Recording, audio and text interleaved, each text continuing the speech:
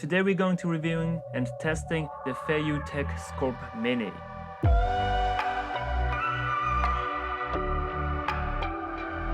This is the newest gimbal from the Feiyu Tech family, and they are going to release it next month, which is September. Gimbals are huge when it comes down to filmmaking, and having the right one can either make or break your footage on your shoot. I use gimbals all the time for my work, either if it's commercial or even corporate shoots. I use gimbals almost everywhere. My go-to gimbal at the moment and over the past year is the RS2 by DJI. But this is not quite a comparison between those two gimbals because each of these gimbals have their own purpose. Feiyu Tech sent me this gimbal, but they didn't pay me to make this video, so this is my unbiased opinion about the gimbal's build and performance. We go through the main features of this gimbal, what makes this gimbal special, and also the pros and cons about this gimbal in my opinion. Let's start out and talk about the price, as this is always the biggest factor. So the Scorp Mini comes in at the price of $299 for the standard kit and $527 for the bundled edition, which includes the follow focus accessory, intelligent tracking module, and the magnetic fill light. But since this is the pre-release of the Scorp Mini, you can get the gimbal for $219 at Indiegogo right now, which is 27% off. So let's start with the general stats of the gimbal so you can see if this fits your camera setup or not. So the overall weight of the gimbal is 287 grams, which is 1.735 pounds, which is extremely lightweight for a gimbal. So Feiyu Tech claims that the overall battery life is about 13 hours. I never tested it out to be in the field for 13 hours, but that's a very great battery life in my opinion. And also it has fast charging via USB-C, so you can just bring any power bank and you can just charge this gimbal easily on the way. And the maximum payload of the gimbal is 1200 grams, but I tested this gimbal with a little bit more payload, about 1500 grams, and it was still stable. So let's dive into the different modes the gimbal offers. So there's a time-lapse, motion-lapse mode.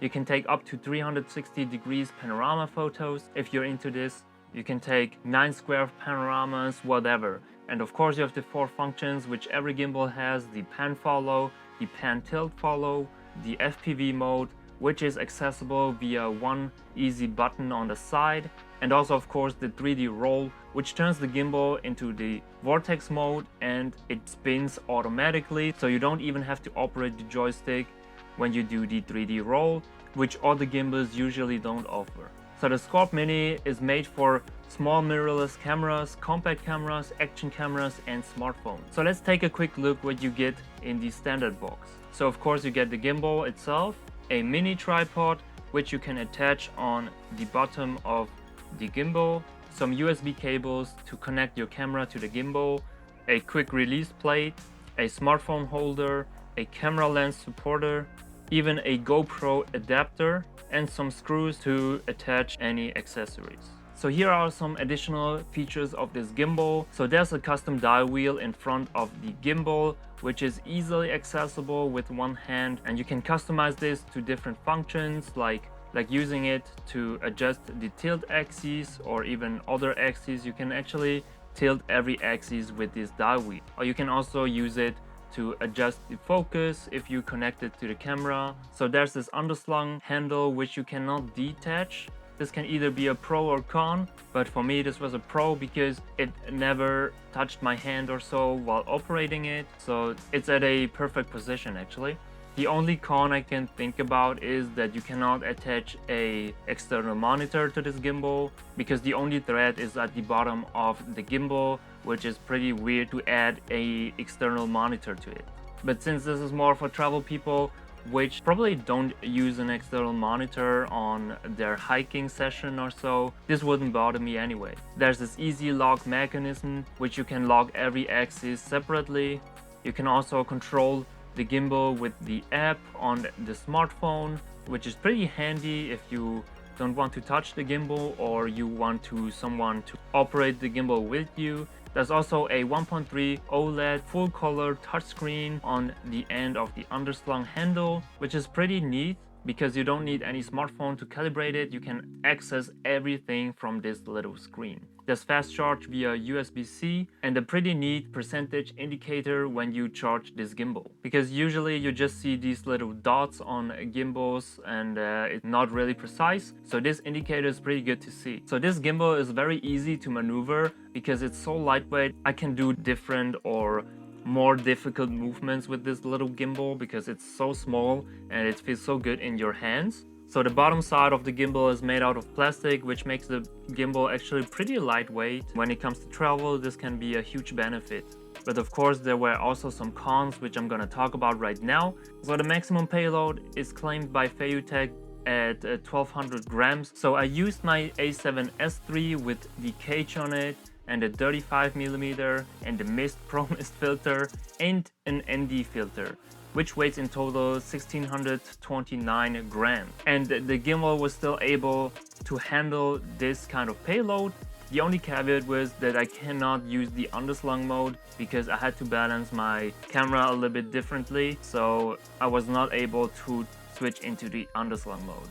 So without the cage, which weighs about 190 grams, I was able to go to underslung mode, but the gimbal was a little bit jittery. So if I take off the ND filter, which weighs about 210 grams, which is a lot, I was able to maneuver it properly again with the underslung mode. And of course, when I changed the lens, because the 35mm weighs about 430 grams, which is a lot, so I exchanged it with my 55mm, which weighs 281 grams, which is a lot more lightweight. I can easily use this gimbal without any problems. So you can go a little bit more than 1200 grams and you're still fine.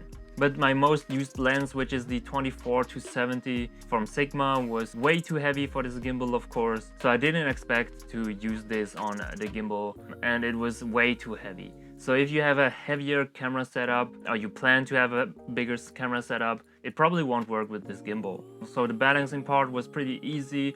Another pro is that you have so many different buttons. You have like 2 different custom buttons on the side here and also a FPV mode button, another button to change the function of the dial wheel in the front, and of course the on-off button.